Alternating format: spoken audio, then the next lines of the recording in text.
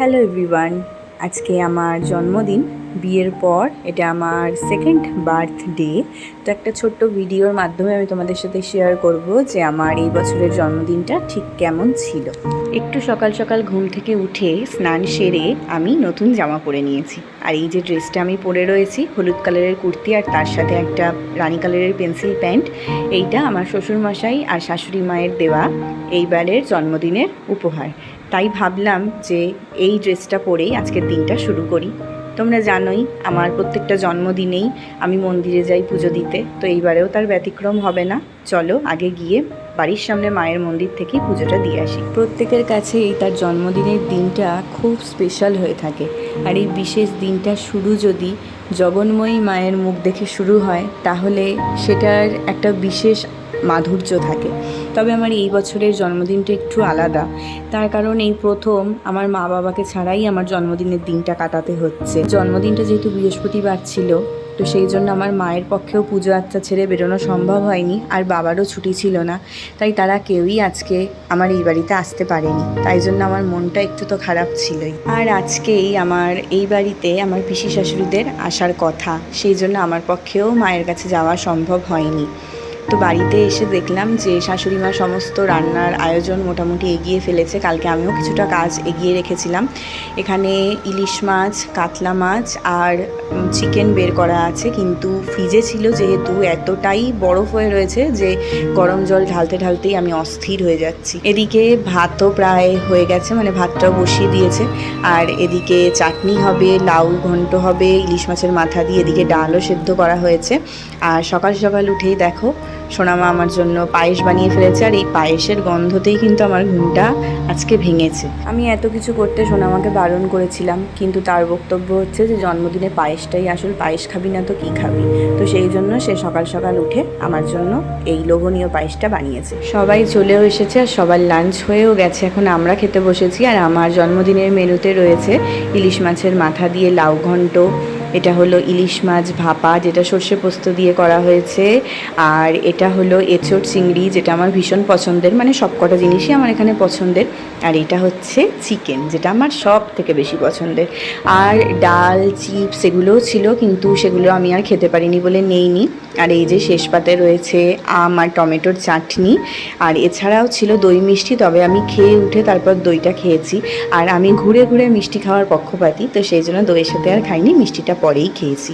খাওয়া দাওয়ার পর সবার সাথে ভালোই গল্প আড্ডা হচ্ছিল, কিন্তু আমার একটু ঘুম পেয়ে গিয়েছিল, তাই জন্য আমি গিয়ে জাস্ট শুয়েছি।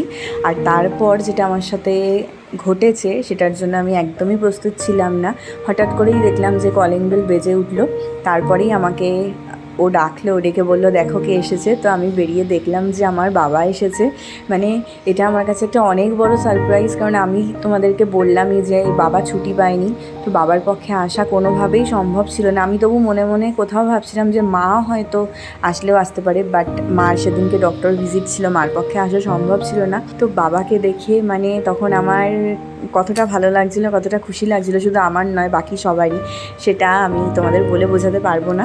আর এখানে ওকে বারণ করা সত্ত্বেও ও সমস্ত কেক কাটিংয়ের আয়োজন করেছিল। আর দেখো এখানে তোমাদের যাদের আসার কথা বলছিলাম তারা সবাই রয়েছে, ছোটো পিসি, পিসে মশাই, হিমানি বৌদি, আর এই পুচকুটা, সোনা পিসি, বাবা, সোনামা, আমার বাবা সবাই রয়েছে। তো সবার সাথেই কেক কাটিংয়ের বিষয়টা আমার কাছে খুব স্পেশাল ছিল, কিন্তু আমার মাকে আমি এই সময় খুব মিস করছিলাম, কারণ মা থাকলে এই জিনিসটা আরও ফুলফিল হতো।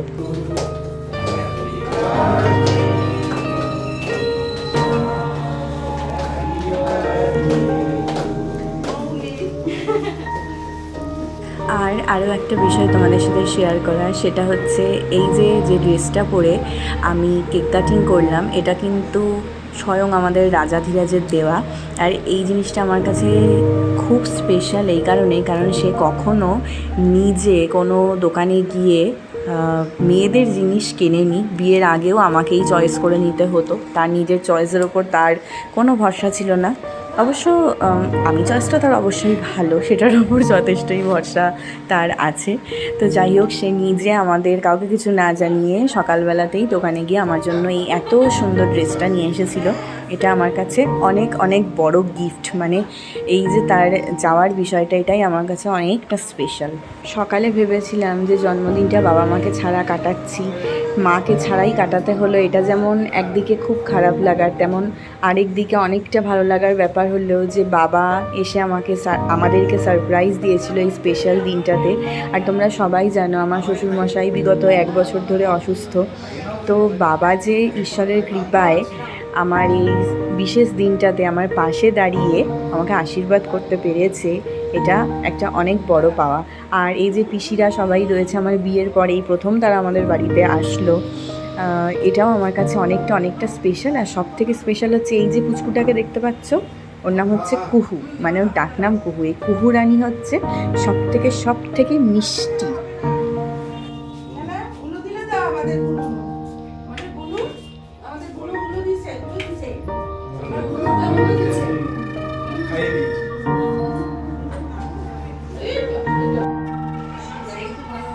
ও কুহুরানি, কুহুরানি, হুম হুম হুম হুম হুম হুম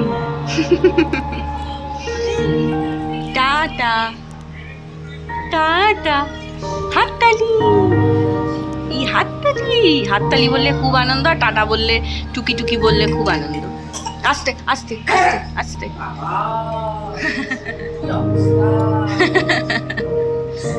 এইটা কে? এই যে তোমার নামটা কি? বলো আমার নাম কুহু, আমি কুহু রানী। এটা আমার জন্মদিনের বেস্ট গিফট, জানো তোমরা? এই কুচিটা, এটা কে? বলো হ্যালো। আচ্ছা বলে দাও বাই। বলবে একটু বাই বলবে? সোনা সোনা সোনা।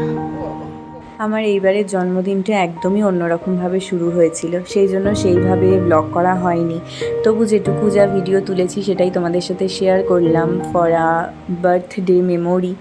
তো ভিডিও শেষে আমার আশীর্বাদের কিছু ছবি তোমাদের সাথে শেয়ার করলাম। ভিডিওটা যেমনই লাগুক আমাকে কমেন্ট করে জানিও। যদি ভালো লেগে থাকে আমার ভিডিওগুলো তোমাদের, তাহলে অবশ্যই সেগুলো লাইক শেয়ার করে কমেন্ট করো, আর চ্যানেলটা সাবস্ক্রাইব করে রেখো। এরপর আবার অন্য কোনো ভিডিওতে তোমাদের সাথে দেখা হবে। সবাই ভালো থেকো, আজকের মতন গুড বাই।